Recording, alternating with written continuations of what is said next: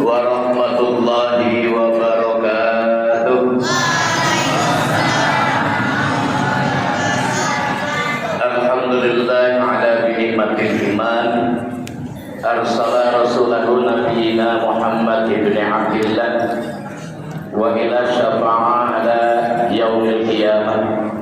Asyhadu an la ilaha illallah alladzi khalaqal alam wa asyhadu anna sayyidana Muhammadan abduhu wa rasuluh an-nasu sabiqil alam.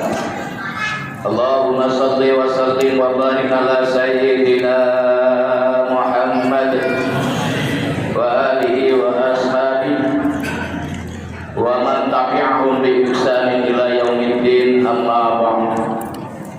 Faqala ta'ala fi kitabihil karim, a'udzu billahi minasy syaithanir rajim. Laqad kana lakum fi rasulillahi uswatun hasanah. Enggak ada yang jawabnya, saya ulangi lagi. Laqad kana lakum fi rasulillahi uswatun hasanah. Gitu Pak, kalau ayat Quran disebut itu sebutannya Allah. Kalau Nabi Muhammad disebut sebutannya sallallahu alaihi. Ngaji hari ini Pak dapat 2 ilmu. Liman kana yarjullaha wal yawmal akhir wa dzakarallaha katsira. Sadaqallahul karim. Qala Nabi sallallahu alaihi wasallam, man ahya sunnati faqad ahabbani wa man ahabbani kana ma'iya fil jannah. Al hadis sadaqa Rasulul Karim. Bapak RT yang saya hormati, kepala desa yang mewakili tokoh agama, pemuka masyarakat yang dirahmati Allah Subhanahu wa taala, pengurus masjid Babul Salam. Jangan salah sebut Bu, jangan babi salam tapi babu. Sebenarnya artinya sama kan? Babi juga pintu, babu juga pintu. Sesuaikan dengan makhrajul hurufnya atau dalam ilmu nahwu sharafnya. Yang saya hormati Bapak Imam yang tidak saya sebutkan satu persatu, Bapak Ibu sekalian yang dirahmati Allah Subhanahu wa taala, wabil khusus santri-santri dari Raudhatul Ulum beserta pengasuhnya Darul Ulum yang saya muliakan, karena saya juga alumni dari pesantren, jadi saya pernah megang benda, saya pernah megang mic, sholawatan. Inilah tradisi saya waktu saya di Magelang kurang lebih 32 tahun yang lalu. Udah lama rupanya Pak, 32 tahun. Bapak Ibu yang berbahagia, adik-adikku sekalian, wabil khusus para hafiz Quran yang dirahmati Allah. Dan inilah salah satu aset kita Bapak Ibu, terutama di komplek kita ini. Ada seorang putra, seorang putri yang sudah sanggup mulai menghafal Al-Quran. Karena semakin dunia maju Bapak Ibu sekalian, anak-anak kita bekali dengan hafiz Quran. Mungkin orang-orang tua termasuk saya, termasuk Bapak Ibu, gak ada kesempatan lagi untuk menghafal Quran. Kita wariskan kepada putra-putri kita yang nantinya akan mengangkat orang tua kita ke dalam surganya Allah Subhanahu wa taala. Amin ya rabbal alamin. Maka Imam Asy-Syafi'i pernah mengatakan, warisan yang paling utama kepada anak adalah mewarisi hafal Quran. Itu Imam Syafi'i Pak. Di mana letaknya orang-orang bisa menghafal Quran? Mungkin Bapak Ibu sekalian sudah hafal. Antara lain mungkin yang paling rendah itu di TPA. dan saya mengelola PT TPA dari tahun 2000.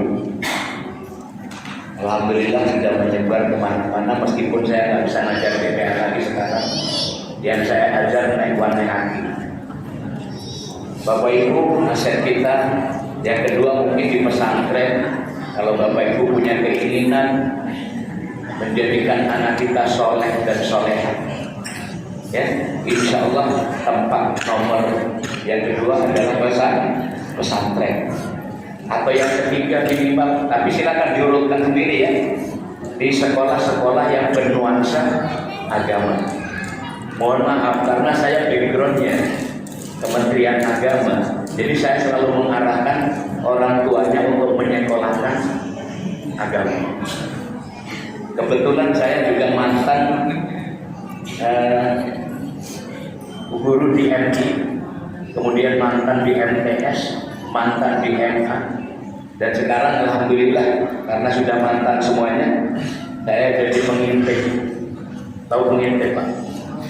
Nah, yang tukang nilai-nilai sekolah namanya pengintip kalau bahasa Sambasnya itu. Bapak Ibu yang dirahmati Allah Subhanahu wa taala, tadi oleh panitia dikatakan bahwasanya peringatan Maulid Rasulullah SAW adalah momen dengan tujuan yang sangat cantik, karena mencari penceramah sekarang yang agak susah. Ya udahlah, cari penceramah yang ada aja. Dan kebetulan alhamdulillah saya udah di backup oleh Pak Roni kemarin beberapa hari yang lalu. Malamnya Pak langsung Pak. Ya setelah beliau saya diunduh di daerah transmigrasi. Tapi saya sanggupi kalau minggu depan. Saya yogianya Bapak Ibu sekalian, mungkin Bapak Ibu kemarin nonton di video. Hari Sabtu itu saya panitia gebiar sholawat di Pemangkat. Jadi salah satunya panitia ini tidak kelihatan, inilah dia orangnya. Karena saya diundang udah hari Jumat Bu, suruh melaksanakan khotbah Jumat. Ternyata khotbah saya Pak nggak ada yang tidur. Biasanya orang khotbah ditinggalkan tidur, tapi kalau yang khotbah tutur hidayah nggak sempat tidur. Kenapa? Baru mau tidur udah saya gertak. Nggak jadilah dia tidur. Dan alhamdulillah bisa silaturahmi. Meskipun Bapak Ibu memperkenalkan diri, saya juga termasuk sebagian dari warga di komplek ini. Kalau nggak salah gubuk saya nomor D915. D915. Tapi yang nempati bukan saya Bu, yang nempati anak saya. Ya, nempati anak saya bertugas di Manlandan. Jadi setiap Jumat seminggu sekali pulang. Kemudian yang sehari-hari ada di tempat Pak Imam, yaitu menantu saya. Saling diingatkan Pak, nanti kalau nggak mau sholat berjamaah dicetik aja kupingnya Pak. Ya, silakan mereka mengingatkan Anda, disuruh ke masjid diajak bersama-sama. Karena saya juga punya tetangga sama-sama. Baik Bapak Ibu yang dimuliakan Allah Subhanahu wa taala, tapi insyaallah mudah-mudahan Bapak Ibu sekalian mengundang saya tidak kecewa. Ya, meskipun saya itu dari daerah, kemudian penceramah dari kampung, tapi jangan melihat kampungnya dulu Bapak Ibu sekalian. Biar kampung, tapi saya tidak kampungan. Saya insya Allah memperkenalkan diri dari pesantren di Magelang, lulusan tahun alumni tahun 90 di Magelang, dan insya Allah asal saya dari Kebumen, Jawa Tengah. Ada yang Kebumen, tetangga saya pada baik. Oke. Insya Allah saya lama di kota Magelang, kemudian saya berkuliah di Pontianak. Juga di sini mungkin ada dosen saya, ya, satu warga kemarin waktu S2-nya di Jaya. Baik Bapak Ibu, selintas perkenalan saja. Namanya Tutur Hidayat, istri alhamdulillah satu, ada di belakang kebetulan. Ya, anak istri saya 2. Ya, kemudian hari-hari saya di Kementerian Agama Kabupaten Sambas. Apalagi tambahan lain karena saya sebagai pengawas Bang Tommy, tetangga saya di Pemangkat ini depan rumah saya. Hari-hari insya Allah dalam 1 tahun itu kami programkan untuk bimbing ibadah umroh. Tahun 2 kali, tapi tahun ini Bang Tommy saya balas dendam 4 kali Pak. Tahun ini saya 4 kali karena kemarin dianggap corona. Ya, corona 2 tahun tidak berangkat. Saya minta jatah di tahun 2022 ini berangkatnya 4 kali untuk bayar utang yang kemarin. Dan insya Allah di Desember nanti Pak Imam izinkan kalau ada kompleks yang minta dibimbing, kita dipandu, insya Allah kami siap. Karena ibadah umrah mungkin ada sedikit promo ya. Karena ibadah umrah Bapak Ibu ibadah yang bukan sekonyong-konyong asal bisa berangkat. Pertama harus dibekali dengan keilmuan, yang kedua keikhlasan. Kalau enggak modalnya balik cuma cerita. Makanya ikutlah bersamalah dengan orang-orang yang bisa mimpin ibadah. Itu saja sekedar mengingatkan saja. Mau ke travel manapun silakan boleh saja, ya kan? Boleh ada. Yang penting Bapak Ibu niatkan dengan biaya di atas 30 itu jangan disia-siakan. Karena ibadah umroh, ibadah haji adalah ibadah fisik yang didukung dengan ilmu. Kalau fisik tak kuat, ilmunya tidak ada, maka tidaklah sempurna ibadah tersebut. Demikian juga ilmunya kuat tapi fisiknya tidak mampu, maka juga tidak bisa melaksanakan ibadah yang sempurna. Baik Bapak Ibu, kita fokus kepada peringatan Maulid Rasulullah SAW pada tahun itu atau tahun ini.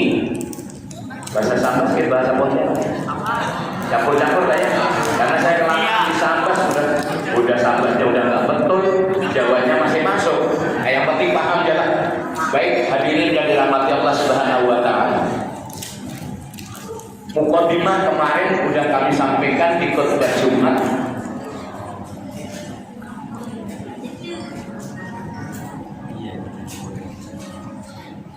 Bapak Ibu yang dirahmati Allah Subhanahu wa Ta'ala, ayat Al-Qur'an surah Al-Ahzab, laqad kana lakum fi rasulillahi uswatun hasanah liman kana yarjullaha wal yawmal akhir wa dzakarallaha katsiran. Saya bawa satu ayat aja Bu biar cepat selesai ya. Telah ada pada diri Rasulullah diawali dengan kata apa? Yang pesantren. Ayat itu diawali dengan apa? Laqad, artinya apa? Kesungguhan. Kesungguhan. Kalau kesungguhan bahasa Pontianak apa ya? Benar-benar. Kalau bahasa Sambas yang asal Sambas, inyan-inyan. Oh, masuk ya?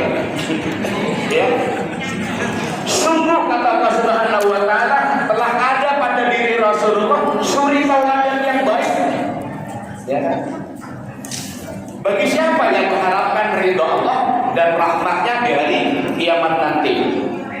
Ayat ini akan saya bahas kurang lebih 15 menit saja.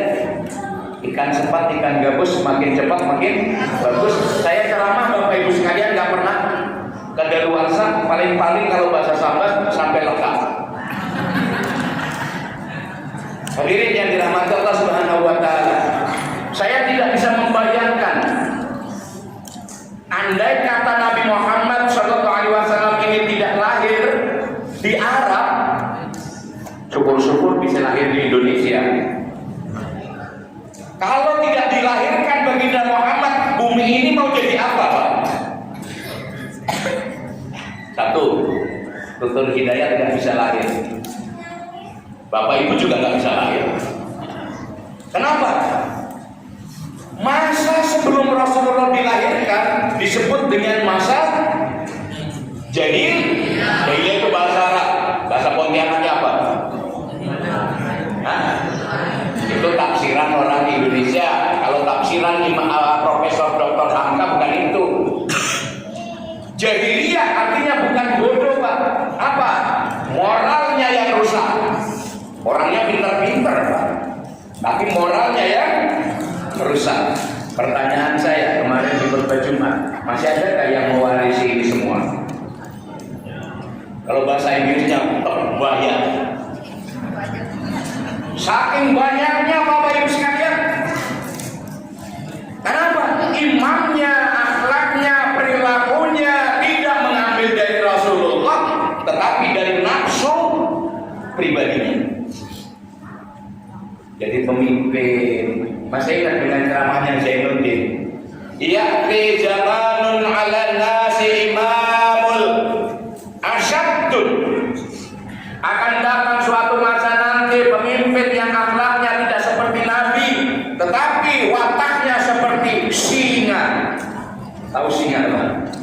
Iya, singa itu nggak pakai pemilihan umum udah mengatakan saya presidennya. Itu singa.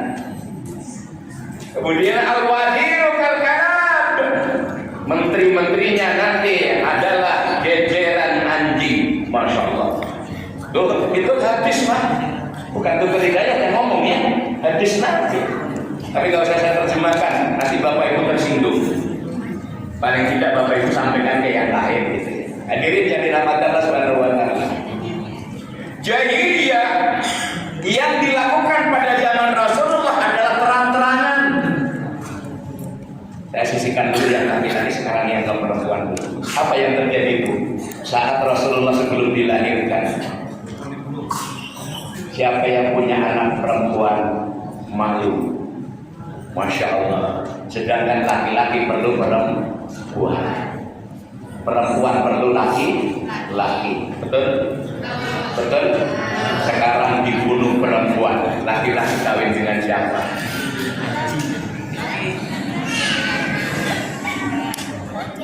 Kita ceramahnya santai aja, yang penting masuk. Mama daripada nunggu-nunggu bahasanya tinggi-tinggi, Ibu nggak paham. Bagus saya bahasa kampung aja yang Bapak Ibu ngerti. Saya bisa kok pakai bahasa Arab yang kelasnya tinggi, kelasnya Arab Saudi, tapi Bapak Ibu nggak ngerti. Saya sampai ke Arab aja, bahasa Arab yang kita gunakan sehari-hari di Indonesia dengan bahasa Arab di sana, saya bengong. Kenapa? Nggak nyambung bahasa Arab di Indonesia. Di sana bahasa Arabnya bahasa Arab Mandarin. Baik Bapak Ibu, andaikan ini terus terjadi, makanya begitu lahir perempuan, dibunuh hidup-hidup. Sekarang ada nggak yang lahir perempuan dibunuh? Ada, cuma cara bunuhnya yang berbeda. Satu, nggak usah disekolahkan anak perempuan. Ya sekolah ujung-ujungnya juga cari duit. Itu orang tua kolot zaman kemari, zaman dahulu salah. Nggak usah perempuan kuliah, nggak usah perempuan belajar, nanti ujung-ujungnya juga cari duit. Benar Pak? Semakin tinggi akhlak, semakin bagus pendidikan, semakin tinggi moralitas manusia. Yakin, ainul yakin. Makanya Bapak yang punya anak perempuan, jangan dibunuh dong karakternya. Kalau dulu dibunuh orangnya, sekarang dibunuh karakternya. Terus dididik supaya akhlaknya bagus. Mohon maaf, kalau sekolahnya semakin tinggi Pak, ibadahnya semakin bagus. Kalau kagak sekolah, mohon maaf ya nggak sekolah ya.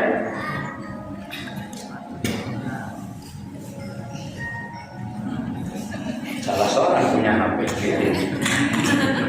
Ya kan? Sekolahnya semakin tinggi Pak, ibadahnya semakin bagus. Sekolahnya semakin bagus Pak, naik tingkatnya, akhlaknya semakin bagus, moralnya semakin bagus. Karena adat budayanya mereka bertambah. Tapi kalau tidak sekolah, coba Bapak Ibu gaul dengan orang-orang kampung. Satu, bahasanya di mulut aja udah nyakiti tetangga. Itulah ciri jahiliyah yang modern saat ini. Kalau udah ngomong di majelis taklim, bukan ngaji Bapak Ibu, apa ngerepetin orang. Ya, apa nih?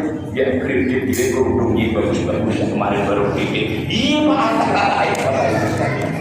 Masya Allah. Ya, oke, yang perempuan kita tinggalkan dulu. Sekarang ke pihak laki-laki.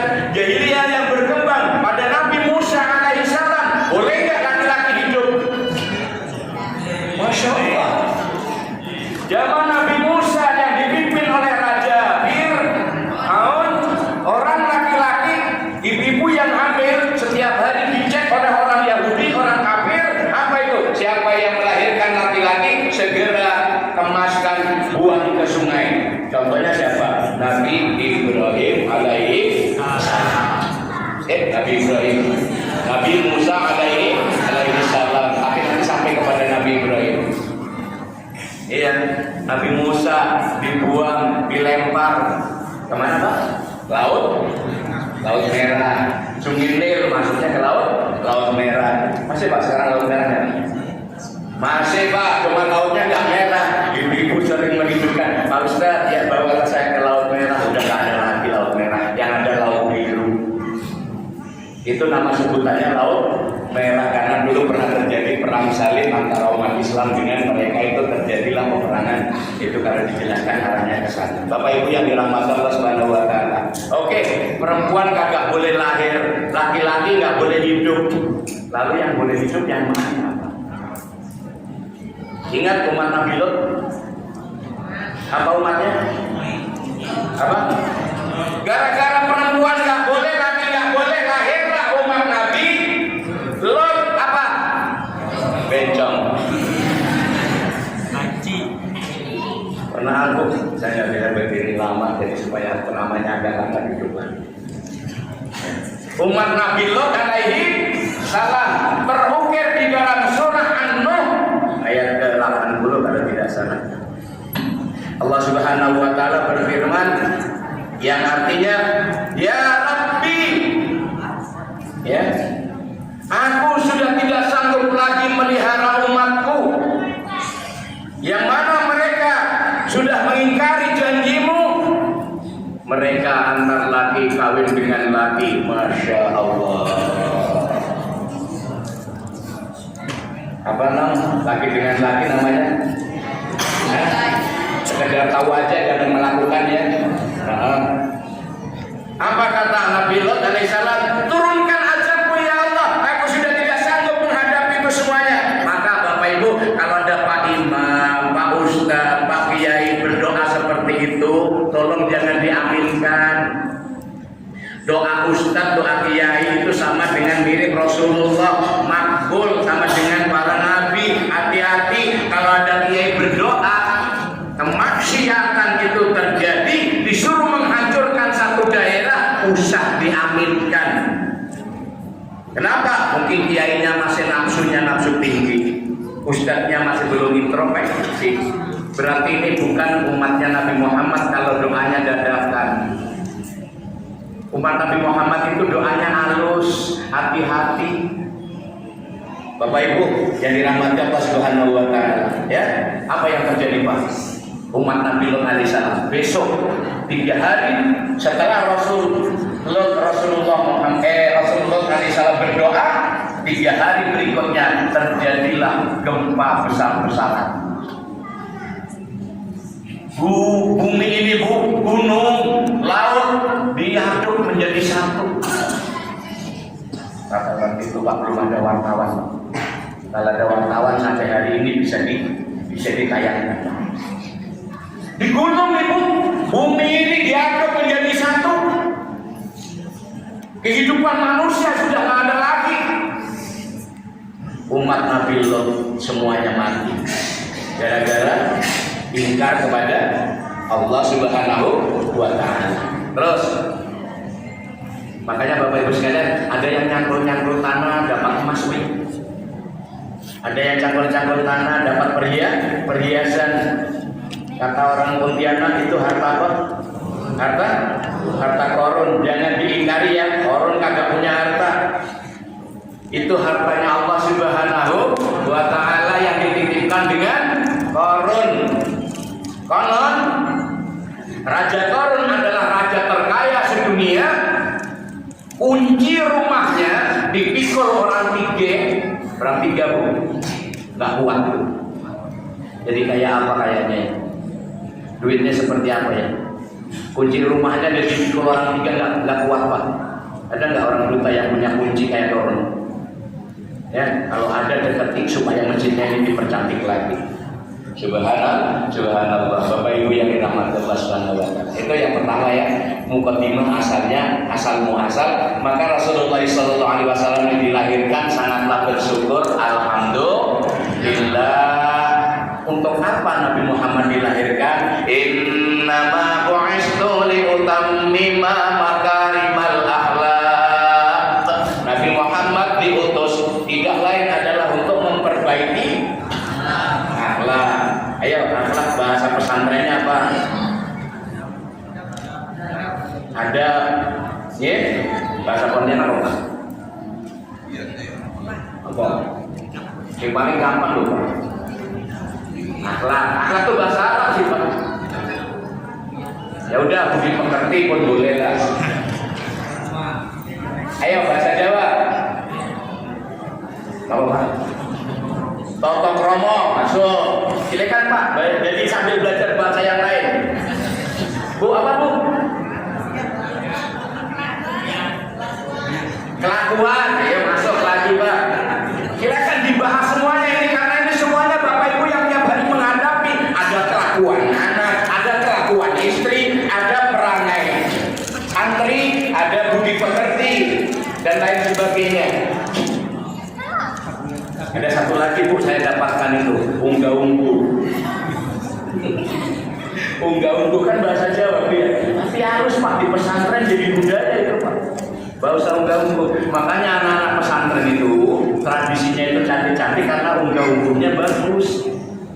Kalau salaman dengan santri nggak pernah dia nggak cium tangan. Balik sampai rumah tetap diajari, santri ahli sunnah wal jamaah, pulang jangan lupa yang membuat kamu sukses adalah hanya 2 orang di rumah. Hai anak santri, yang buat kalian ridho Allah Subhanahu wa taala di rumahmu hanya ada 2. Siapa? Ayah, dengarkanlah. Teruskan.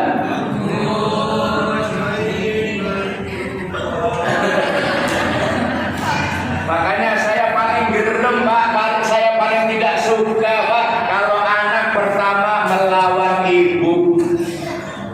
Saya paling benci kalau ada anak pertama melawan ibu.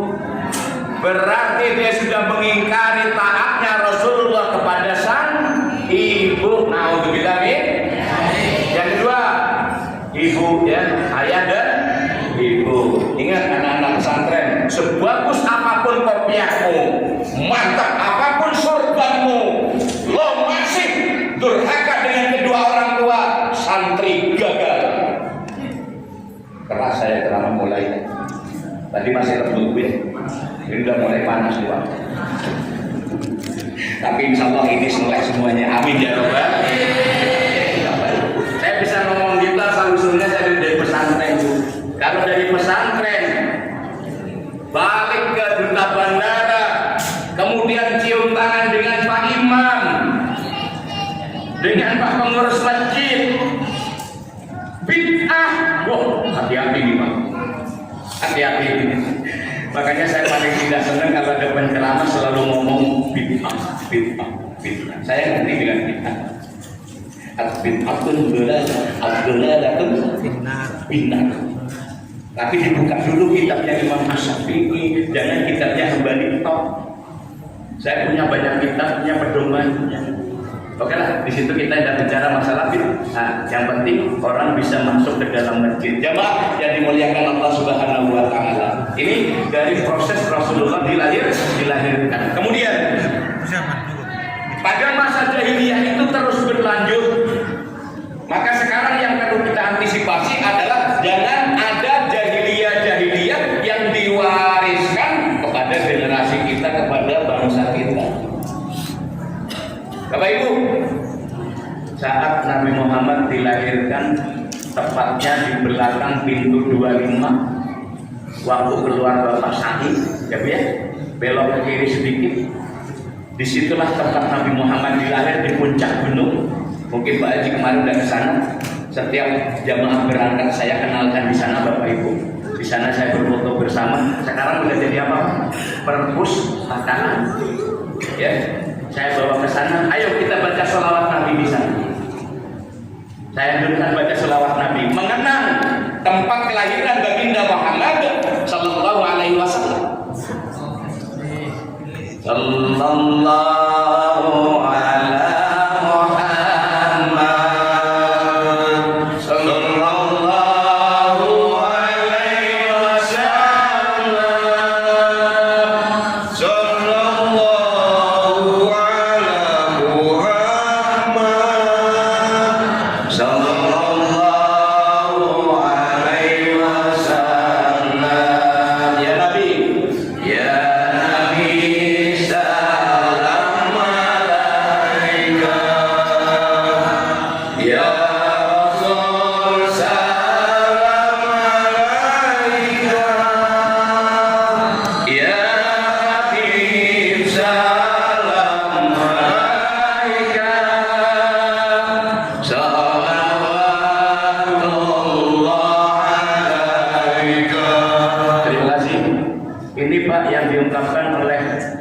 An-Nawawi radhiyallahu anhu dalam kitab Fiqh Sunnah, beliau mengatakan al-awwalu ala hadza syafa'ati ila yaumil qiyamah wa 'ala alladziina qalu sallallahu alaihi wasallam. Yang pertama, orang yang akan mendapatkan syafaat di hari yaumil qiyamah nanti yang senang membaca sholawat Nabi.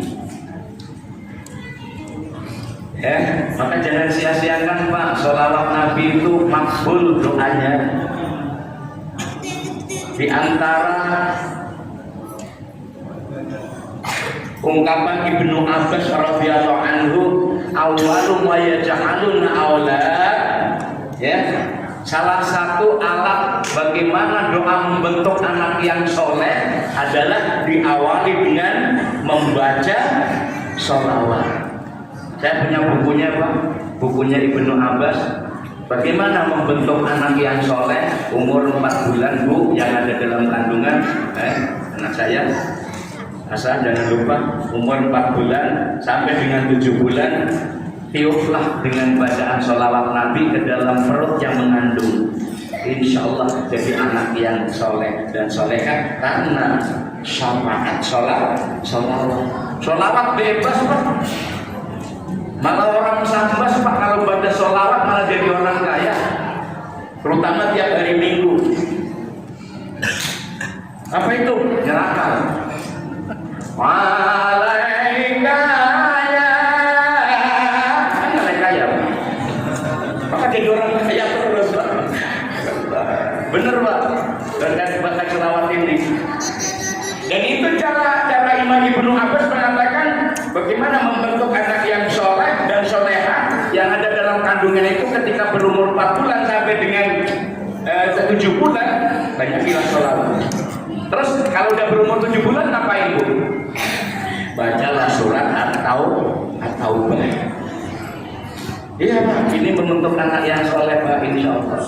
Ini nama-namanya anak-anak yang habis Quran ini orang tuanya banyak membaca sholawat. Amin ya rabbal alamin. Jamaah yang dimuliakan Allah Subhanahu wa taala. Kemudian setelah Rasulullah dilahirkan di dekat Ka'bah itu di dekat pintu 25, terus diambil oleh kakeknya. Tadi Pak RT mau saya